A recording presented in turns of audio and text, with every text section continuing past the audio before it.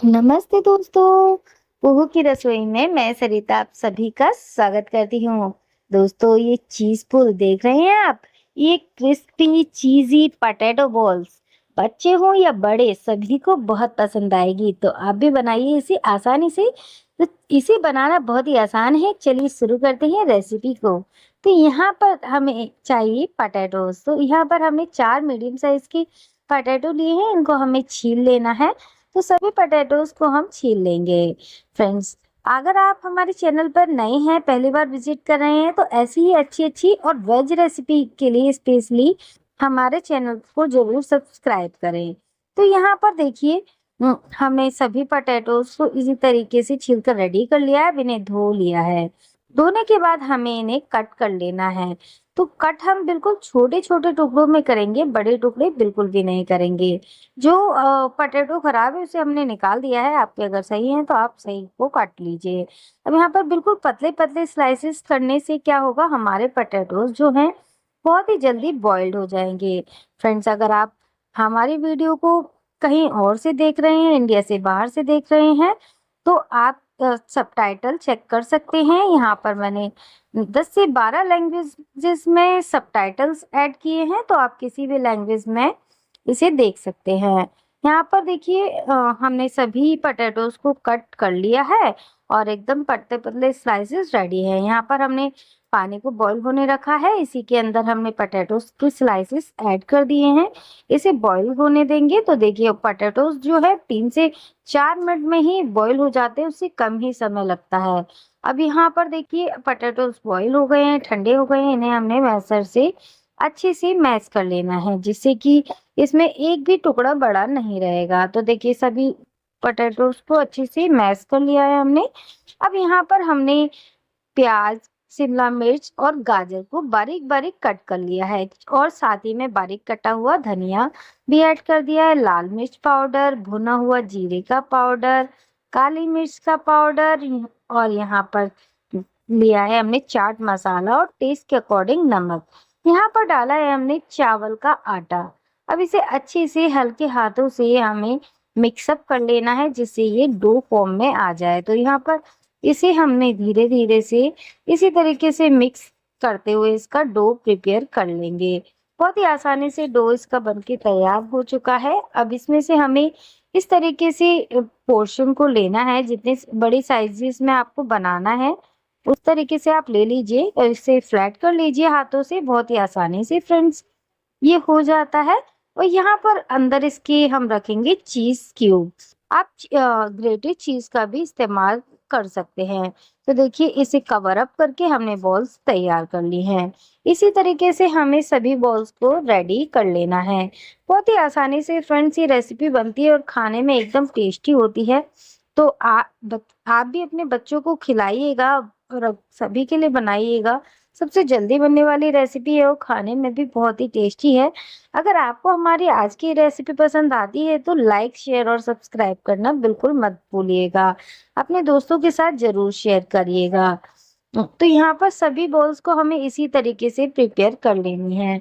देखते ही देखते हमने सभी बॉल्स को रेडी कर लिया है। बस 2 बॉल्स बची हैं। यहाँ पर देखिए कितनी आसानी से जो है ये बॉल्स बन जाती हैं। आप यहाँ पर अगर चीज नहीं भरना चाहते हैं तो यहाँ पर बिना चीज के भी इस बॉल्स को बना सकते हैं, बट चीज पुल के साथ तो मजा ही कुछ अलग है। तो आप भी बनाइएगा और एंजॉय कीजिएगा और बताइएगा मुझे कि आपकी रेसिपी कैसे बनी। मेरे बताए हुए तरीके से बनाएंगे तो आपकी चीजी क्रिस्पी और बहुत ही परफेक्ट बनेगी। एकदम ऊपर से क्रिस्पी और अंदर से सॉफ्ट चीज से भरी हुई ये बॉल्स सभी की फेवरेट होती हैं। यहाँ पर हमने लिया है चावल का आटा। आप कॉर्नफ्लोर भी ले सकते हैं या मैदा भी ले सकते हैं, बट हमने यहाँ चावल के आटे की ही स्लेरी बनाई है और इसमें थोड़ा पानी डाल के इसे पतला सा घोल बनाकर रेडी कर लिया है। अब यहाँ पर लिया है ग्राइंडर जार। इसमें 2 ब्रेड को हम तोड़कर डाल देंगे। तो आपके पास जो ब्रेड पड़ी हो फ्रीज में उसको आप ले सकते हैं और ग्राइंड करके उसका इस तरीके से ब्रेड क्रम तैयार कर लीजिए। अगर ब्रेड क्रम पहले से है तो आप उसे भी इस्तेमाल कर सकते हैं। अब इसे चावल के आटे की स्लेरी में डिप करेंगे और इसे कोट कर देंगे ब्रेड क्रम के साथ में। और देखिए कितनी आसानी से ये प्रोसेस कंप्लीट हो जाता है। आप चाहे तो इस काम को स्पून की मदद से भी कर सकते हैं, बट हम घर पे बना रहे हैं एकदम स्वच्छ हाथों से, तो आसानी से हम इससे इसी तरीके से कंप्लीट कर लेंगे। तो यहाँ पर देखिए कितनी आसानी से इस पर ब्रेड क्रम्ब कोट हो गया है फ्रेंड्स। जितनी अच्छी तरीके से आप ब्रेड क्रम्ब कोट करेंगे, उतनी ही क्रिस्पी ऊपर से आपकी बॉल्स जो है तैयार होगी और मजा आएगा आपको खाने में। तो जब भी आपके मेहमान आए तब भी आप उन्हें ये टी टाइम स्नैक्स बनाकर खिला सकते हैं। आपके मेहमान भी बहुत ही ज़्यादा खुश हो जाएँगे।